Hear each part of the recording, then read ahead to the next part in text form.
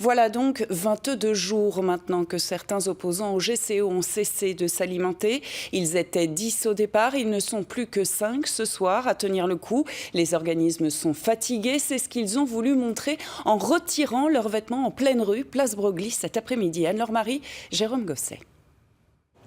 Pierre Rosenzweig n'a pas mesuré ses forces. Après 22 jours de jeûne, il ne parvient plus à se relever du fait de la fatigue et est transporté à l'hôpital de Haute-Pierre.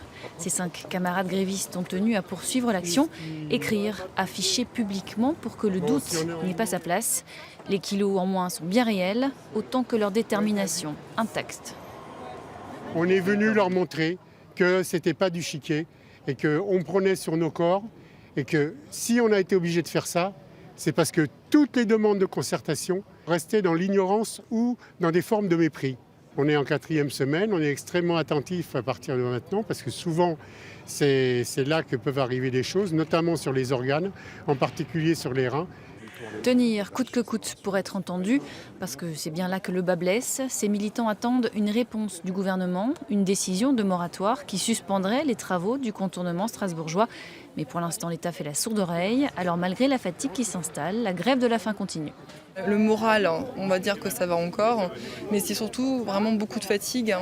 Et puis on a vraiment des sentiments, enfin moi par exemple hier j'avais vraiment envie de vomir, ce qui était vraiment très étrange, mais envie de nauser toute la journée.